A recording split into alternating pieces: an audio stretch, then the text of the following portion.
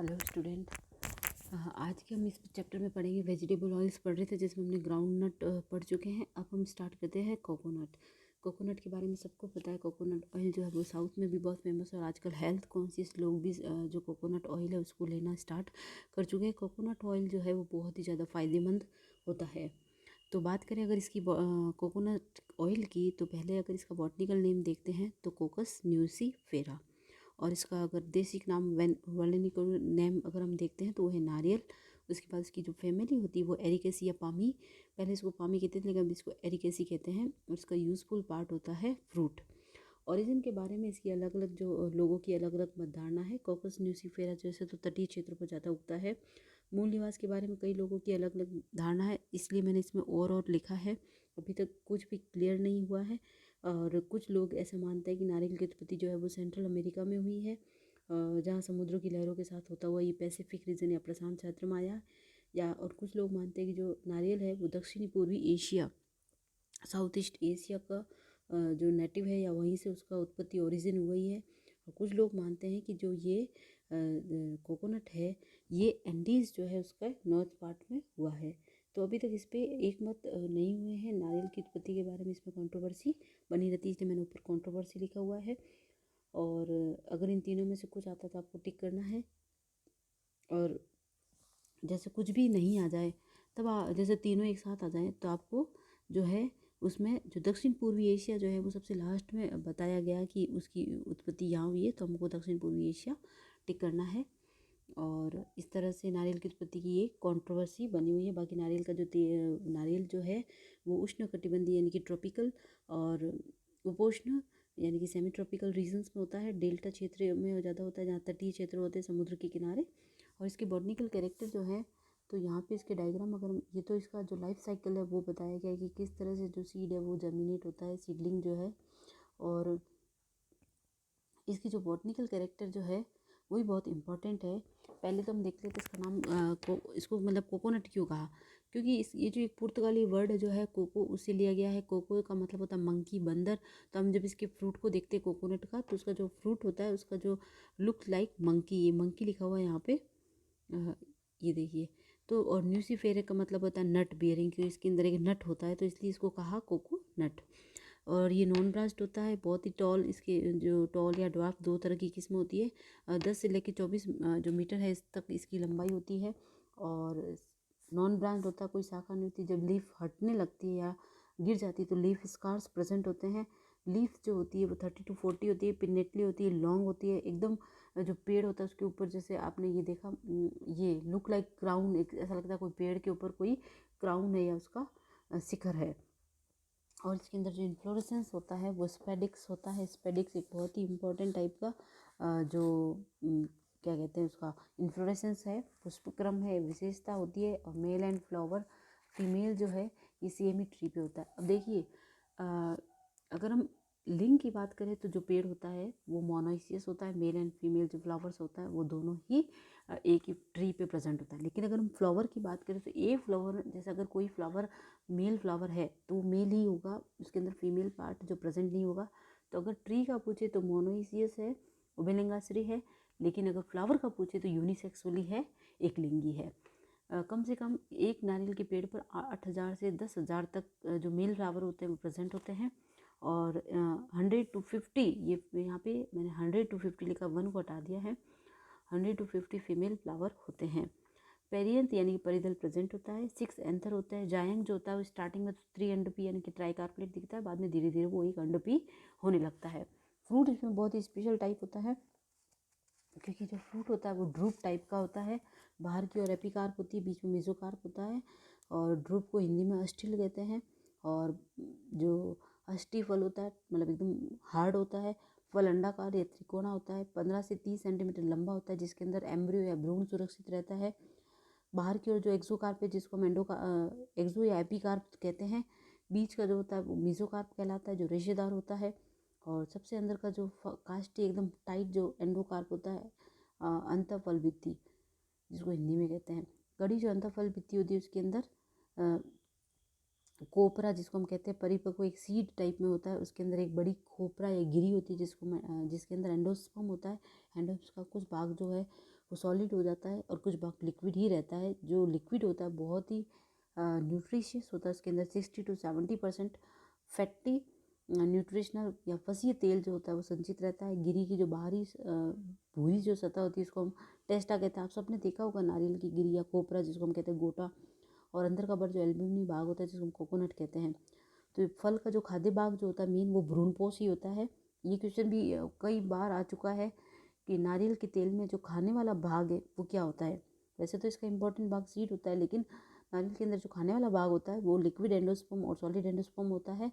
Liquid endosperm जो द्रव भ्रूणपोष के अंदर जो पानी भरा रहता है जिसको हम कोकोनट मिल्क कहते हैं, जिसके अंदर कई सारे पोषक पदार्थ होते हैं, गर्भवती महिलाओं और दूसरे किसी भी कमजोरी को वो दूर करता है। तो ये बहुत ही इंपॉर्टेंट टॉपिक है। यह इंपॉर्टेंट बात है कि नारियल के अंदर जो खाने वाला भाग है वो उसका एंडोस्पर्म होता है।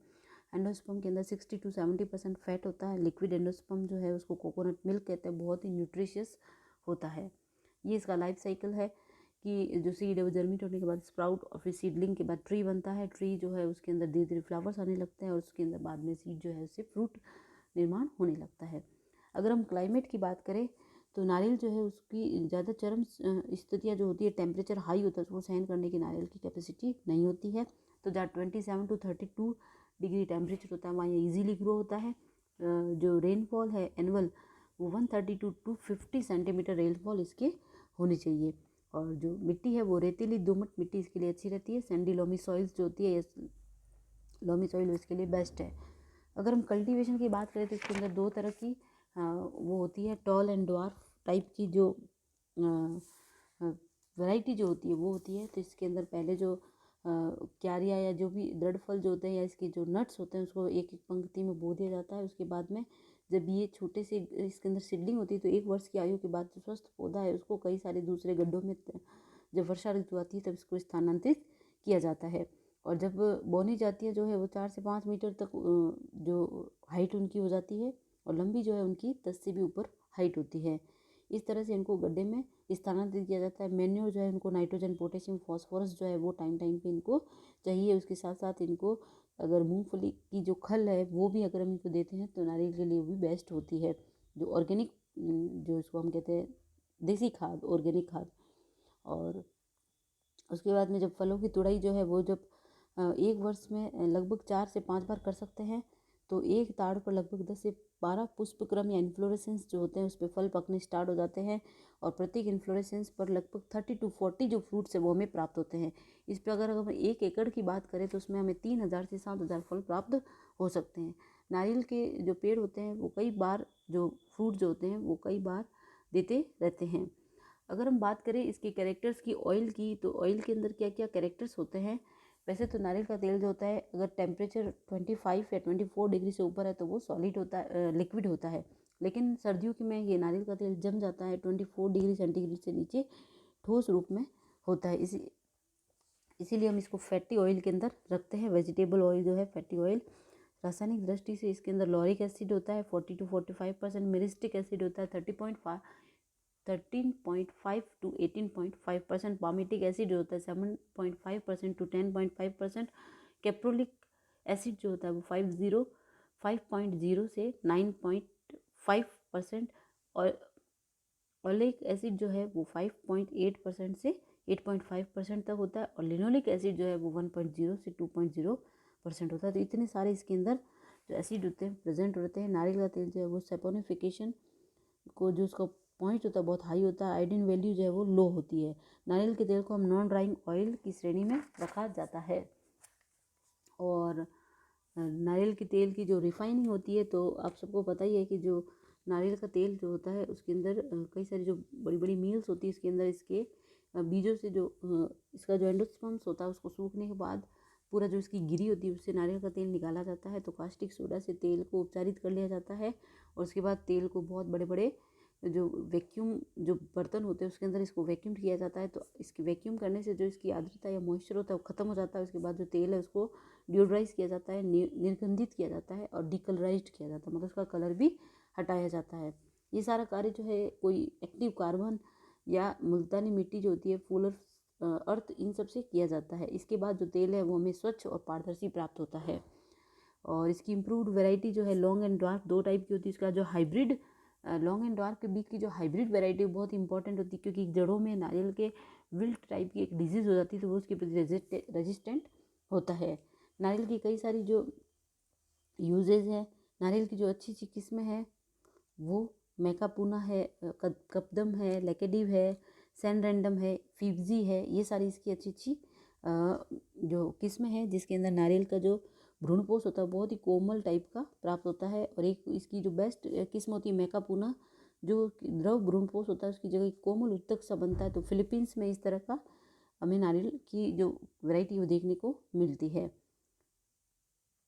तो इस तरह से इसकी रिफाइनिंग हो जाती है। और क्रॉप प्रोटेक्शन की बात करें तो इसके अंदर ज़्यादा डिजीज़ होती नहीं है, इजीली ग्रो करता है। बट जैसे कली का गलन है, बट रूट है, जो फाइटोफथोरा पाल्मीमोरा ये फंगल डिजीज़ है, या शूट रोट है, ग्लियोस्पोरा, इस तरह के डिजीज़ जो है इसके अंदर देखने को मिलते हैं। कभी कभी लीफ रोट जो होता है हेलमिंथोस्पोरियम हेलाडेस की वजह से हो जाता है। और नारियल के यूज़ जो है वो आपको सबको पता ही है कि नारियल जो है कितना ज़्यादा यूज़फुल है। उसका जो कई सारी चीज़ों में आजकल तो कोकोनट मिल्क, जो जिन लोगों को डेयरी से प्रॉब्लम है तो वो कोकोनट मिल्क ले रहे हैं। कोकोनट मिल्क बहुत है हेल्दी है, इसकी हाइड्रोजनाइजेशन से इसका डालडा घी भी बनाया जा रहा है। और सबसे ज़्यादा इसका जो बिजनेस है वो कॉस्मेटिक जो सुंदर सौंदर्य प्रसाधन है उसमें बहुत ज़्यादा होने लगा है।